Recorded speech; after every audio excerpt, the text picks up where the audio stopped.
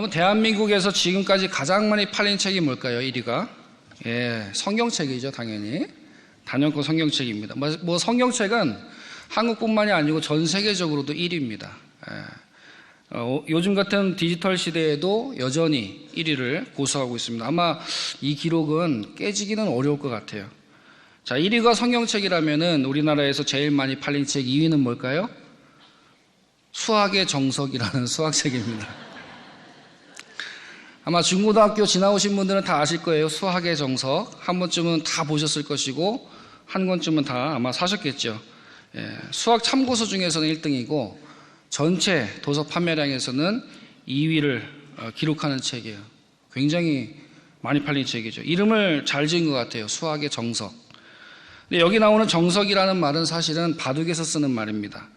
바둑의 정석이라는 말로 많이 쓰입니다. 이 정석이라는 말의 뜻은 바둑으로 치면은 흑과 백이 서로 이제 돌을 놓지 않습니까? 돌을 놓으면서 흑과 백 서로가 만족하는 수순, 이거를 일컬어서 이제 정석이라고 부릅니다. 다시 말하면 흑도 좋고 백도 좋은 거예요. 그래서 흑백이 서로가 이상적인 모양을 이루는 수순을 만든 그것을 일컬어서 바둑의 정석이라고 말하는 것이죠. 이렇게 치면은 뭐 바둑뿐이겠어요? 요리에도 정석이 있겠고, 요즘 방송가에서 유명해진 백종원 셰프도 있잖아요. 이 백종원 이분이 추구하는 요리의 정석은 뭘까요? 설탕입니다. 설탕. 무조건 설탕 많이 듬뿍 넣는 거예요. 물론 방송이다 보니까 뭐 좀 과장된 부분도 있겠지만은, 그러나 실제로 이분이 요리의 맛을 내는데 설탕을 굉장히 중요하게 여긴다는 거죠. 자기만의 어떤 요리 정석인 거예요. 그래서 이 정석이라는 말을 다시 다른 말로 표현하면은 기본기라고도 할 수 있을 것 같아요. 기본기. 이 기본기는 모든 것 중에서 제일 중요한 요소를 말합니다. 피겨스케이팅에서 세계 신기록을 여러 번 경신한 김연아 선수가 제일 잘한 게 뭡니까? 어떤 기술이 아니고요. 가장 기본적인 동작을 가장 완벽하게 해냈기 때문에 점수가 높았던 것이죠. 그래서 세계 신기록을 계속해서 경신할 수 있었다는 것입니다. 이런 의미에서 하나님을 믿는 우리의 신앙에도 일종의 정석이 있다고 볼 수 있을 것 같아요. 믿음에도 기본기가 있습니다. 우리의 믿음의 기본기가 단단하고 튼튼하고 탄탄할 때 우리 신앙의 열매의 맛과 크기가 당연히 달라지게 되겠죠. 그렇다면 여러분, 믿음의 정석 무엇일까요? 무엇이 믿음의 기본기라고 할 수 있는가? 그것을 오늘 말씀을 통해서 함께 나누고자 합니다. 먼저 1절과 14절, 첫 절과 마지막 절, 두 절을 다시 한번 읽어보겠습니다. 1절부터 읽습니다. 시작. 그 후에 예수께서 나타내신 일은 이러하니라. 14절이요. 이것은 예수께서 죽은 자 가운데서 다시 살아나신 후에 세 번째로 제자들에게 나타나신 것이라. 아멘. 자, 예수님이 부활하신 후에 제자들에게 여러 번 나타나셨습니다. 그 중에서 세 번째로 나타나신 사건을 담고 있는 구절이 오늘 본문의 말씀이에요. 사도 요한은 이 사건을 기록하면서 그 시작과 그 마지막에 한 단어를 사용해서 굉장히 강조하고 있는 모습을 볼 수가 있어요. 한 단어를 사용하는데 그 단어가 무엇입니까? 예수님이 자신을 나타내셨다는 거예요. 나타내셨다. 나타나심이라는 이 단어를 3번 사용하고 있습니다. 그래서 강조하고 있는 것이죠. 부활하신 예수님께서 제자들을 만나실 때 일종의 어떤 동일한 패턴을 가지고 만나셨어요. 제자들이 예수님 찾아간 게 아니라 어딘지 몰랐으니까요. 예수님이 제자들을 찾아오셨다는 것입니다. 제자들은 예수님을 찾을 수 없었습니다. 어디에 있는지도 모르고 또 알 수도 없었기 때문에, 가르쳐 주시지 않았기 때문이죠. 예수님의 부활을 처음으로 목격한 여인들도 예수님은 보지 못했습니다. 천사는 보았고 빈무덤은 보았지만 예수님은 보지 못했어요. 그러다가 이 제자들이 모여있는 곳에 예수님께서 갑자기 나타나셔서 평안하라 이렇게 예수님께서 말씀하셨죠. 제자들은 예수님 만나고 싶었지만은 마냥 기다릴 수밖에 없었습니다. 왜냐하면 예수님께서 자신을 나타내시고 드러내실 때에만 제자들은 예수님을 볼 수 있었기 때문입니다. 여러분, 이것은 굉장히 중요한 의미를 우리에게 말씀해 줍니다. 우리가 하나님을 만나는 것이 내가 만나러 가는 것 같지만 사실은 하나님과의 만남, 이것을 누가 정한다는 것입니까? 하나님께서 정하신다는 거죠. 오직 하나님께서 정하신다는 거예요. 하나님과 우리의 만남에 있어서 모든 결정권, 그 주도권이 어디에 있는가, 누구에게 있는가, 하나님께 있다는 것입니다. 그런데 이것이 어떻게 들으면은 약간 기분이 나쁠 수도 있어요. 하나님이 다 하시면 그럼 나는 뭔가? 나는 선택할 수 있는 것이 아무것도 없단 말인가? 내가 여기 이렇게 예배당에 나왔고, 지금 말씀 듣고 있고, 내 차를 가지고 교회에 왔고, 내가 한 건 그럼 아무것도 없나? 이렇게 생각할 수 있습니다. 그러나 여러분 잘 생각해 보세요. 하나님께 모든 주권이 있습니다 라는 말씀처럼 우리에게는 가장 복된 말씀도 없다는 거예요. 왜 그럴까요? 하나님께 모든 주도권이 있기 때문에 다른 모든 것, 그 외에 이루어지는 다른 모든 것은 이제 우리에게 어떻게 됩니까? 은혜가 되는 것입니다. 하나님께 주도권이 있기 때문에 우리에게 임하는 이제로부터의 모든 것은 다 하나님이 부어주시는 은혜로 오게 되는 것입니다. 왜냐하면 내 선택이 아니라 하나님의 선택이고 그 일에 있어서 우리가 한 것은 아무것도 없기 때문입니다. 우리가 주님을 위해서 무언가를 할 생각도 없을 때 주님은 우리를 위해서 구원의 계획을 세우신 분이십니다. 우리가 우리 자신을 위해서 살아가기에 급급할 때 주님은 자기의 생명을 바쳐서 우리의 목숨을 구원하신 분이십니다. 왜 우리를 택하셔서 구원하여 하나님의 자녀가 되게 하셨습니까? 하나님은 언제나 동일한 대답을 하시죠. 너가 무엇을 해서, 너가 이쁜 짓을 해서, 너가 기도를 해서, 아니, 너가 무엇을 하기 이전에 내가 했고 그 이유는 단지 내가 너를 사랑하기 때문이다. 사랑하는 여러분, 믿음에 있어서 가장 기본이 되고 가장 중요한 정석이 되는 것은 가장 먼저 하나님의 주권을 인정하는 것입니다. 그것이 믿음의 시작입니다. 우리가 살아가는 모든 순간이 하나님의 섭리 안에 있는 것을 여러분 믿으시기를 바랍니다. 그래서 성도는 하나님의 은혜를 아는 사람이에요. 우리가 이것을 확신할 수 있는 근거가 바로 하나님의 주권입니다. 만약에 은혜나 구원이나 이런 굉장히 보배롭고 가치 있는 것들이 인간의 손에 달려 있다면은 그것만큼 정말 불안한 것이 없을 거예요. 인간은 언제 바뀔지 모르는 존재이잖아요. 오늘은 우리가 찬송을 부르지만 내일은 우리가 우리의 입술로 저주를 부를 수도 있는 그런 것이 우리 인간이지 않습니까? 그러나 우리가 받은 이 구원이, 또 이 생명이, 또 이 영생이, 우리가 누리는 이 축복이 영원하신 하나님의 손으로부터 나온 것이기 때문에 우리는 안전할 수 있는 것입니다. 왜냐하면 하나님은 변함없으신 영원토록 동일한 분이시기 때문입니다. 이 약속이 변할 리가 없습니다. 그러므로 온 우주 만물이 하나님의 손에 있는 것이 가장 안전하고요, 가장 완벽한 길입니다. 바로 그렇기 때문에 우리의 형편이나 처지나 상황이나 현실이 어떠함이 중요하지 아니하고 그 하나님의 은혜 안에 들어와 있는 자들은 모두가 다 공평하게 이 약속을 누릴 수 있게 된 것입니다. 사랑하는 여러분, 우리의 모든 것이 오직 하나님께 달려 있음을 여러분 믿으시기를 바랍니다. 하나님의 주권을 매 순간 인정하심으로 하나님이 주시는 복된 은혜를 정말로 매일 누리시는 저와 여러분 되시기를 축원합니다. 그렇게 하나님의 주권적인 역사하심에 따라서 갑자기 예수님께서 제자들에게 나타나셨어요. 또 예수님께서 또 제자들에게 무언가를 하십니다. 3절입니다. 우리 다 함께 한번 읽겠습니다. 3절 시작.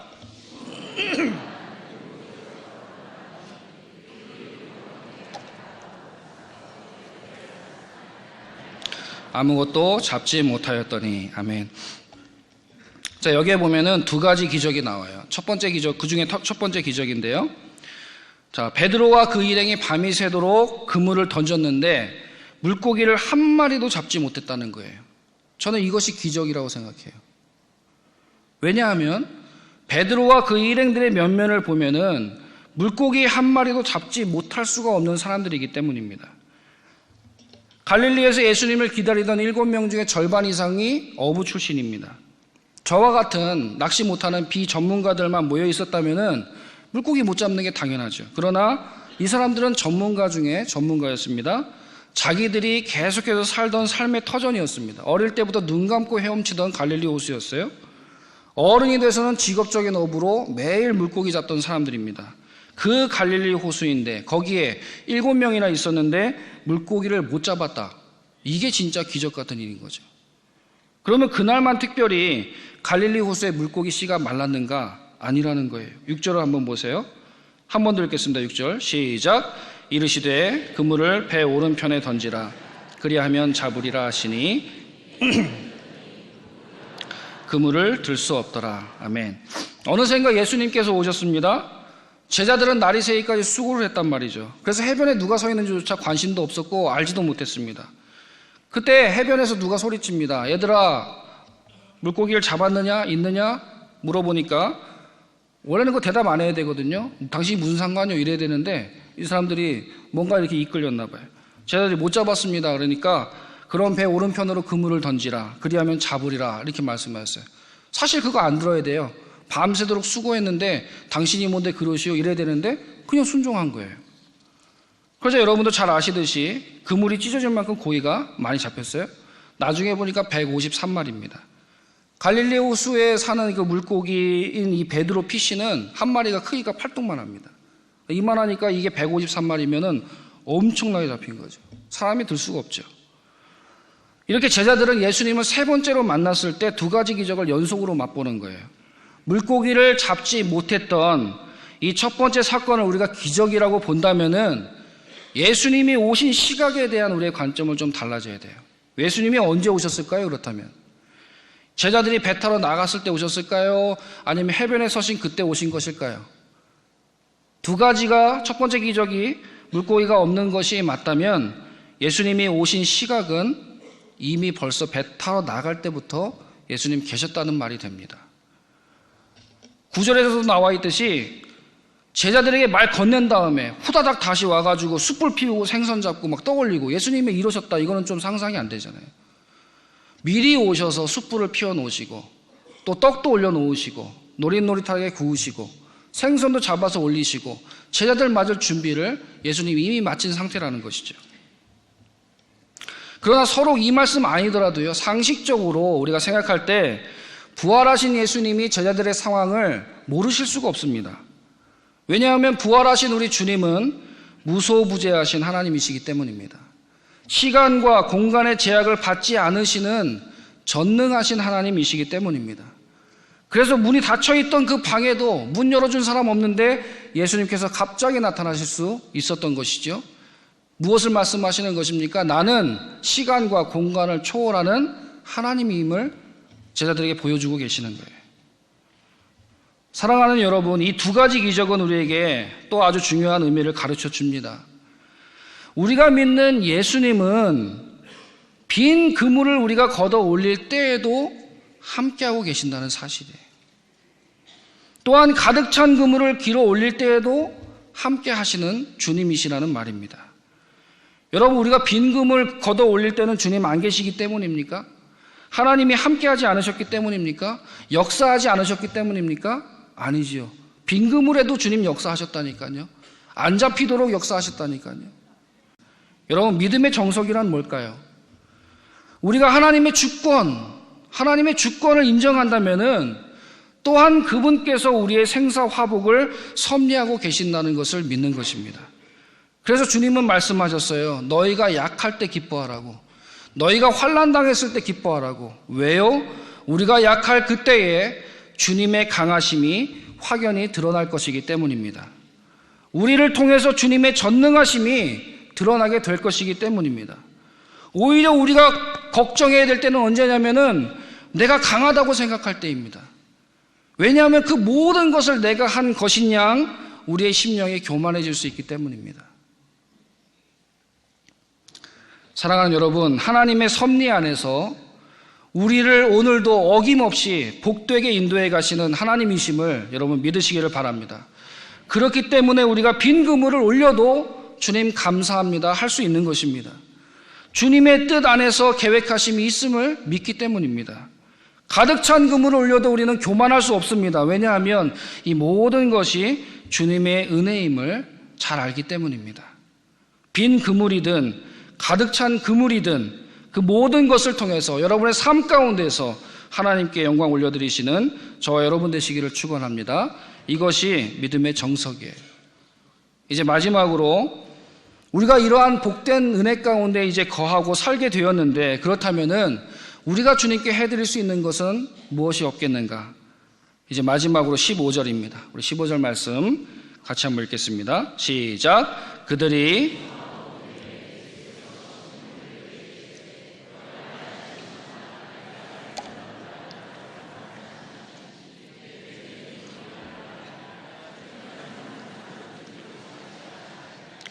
이르시되 내 어린 양을 먹이라 하시고. 아멘. 이 말씀은 여러분 너무나 잘 아시는 말씀이죠.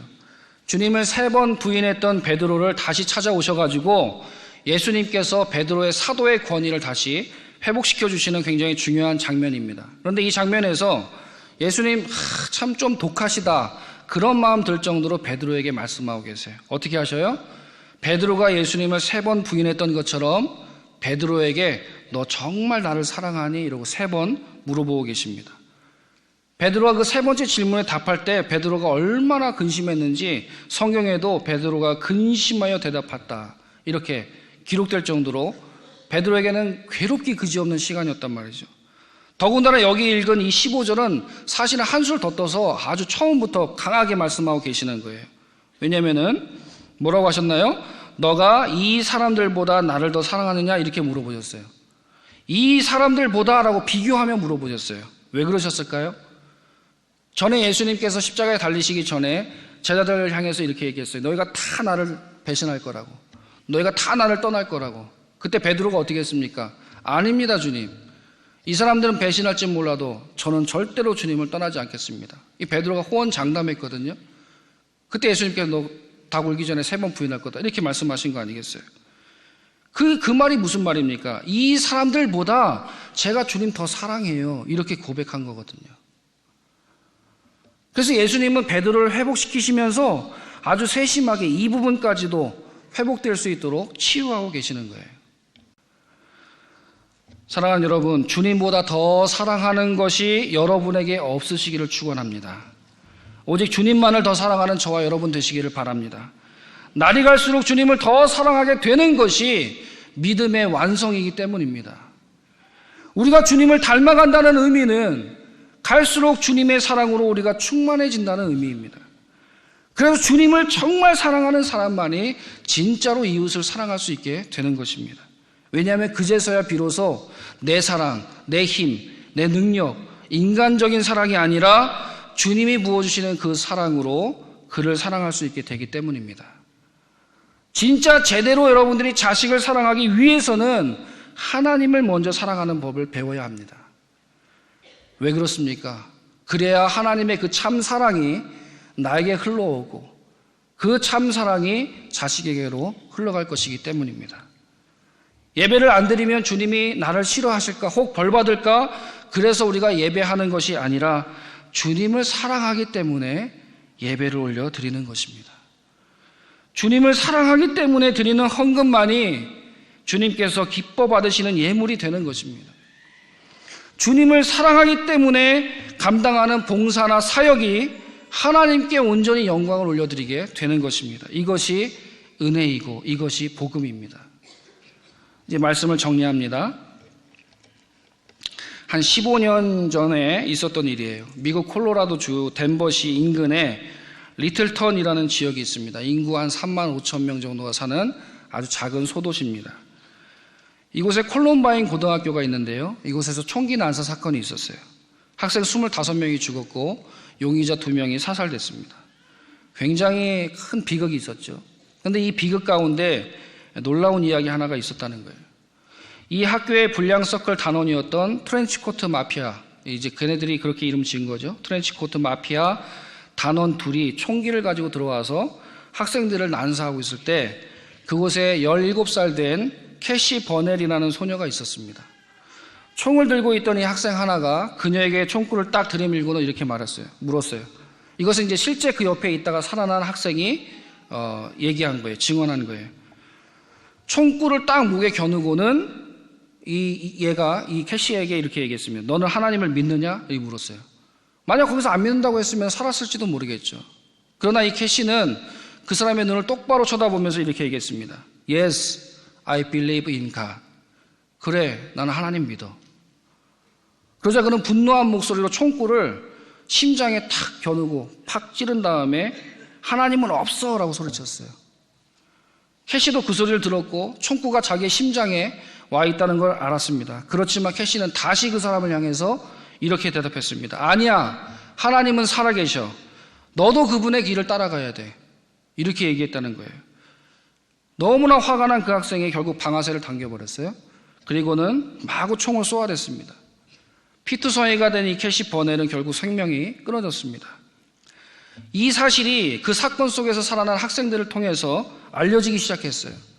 그러자 미국 크리스천 10대들 사이에서 Yes, I believe in God 이라고 쓰여진 이렇게 적힌 티셔츠를 입고 다니는 운동이 일어나기 시작했습니다. 플로리다주의 한 도시에서는 2,500명의 10대들 2,500명씩이나 모인다는 것은 상상을 못하는 거예요. 거기에 모여서 신앙 집회를 가지기도 했다는 거죠. 이 소식이 도시마다 막 불길처럼 번져갔습니다. 이 사건, 이 간증을 통해서 마약 속에 찌들고 영적으로 육적으로 죽어가던 그 미국 크리스천 10대들의 신앙이 조금씩 깨어나기 시작했다는 거예요. 한 도시에서 다른 도시로, 한 집회에서 다른 집회로 계속 번져가면서 죽어가던 그 10대들을 일깨우는 놀라운 성령 운동이 일어나기 시작했다는 것입니다. 사랑하는 여러분, 믿음의 정석이 무엇입니까? 저와 여러분은 무엇을 믿고 어떻게 믿고 나아가는 사람들입니까? 우리가 살아가는 인생의 이 모든 것이 우리의 생과 사와 화와 복까지 하나님께 모두 속해 있다는 하나님의 주권을 믿는 사람입니다.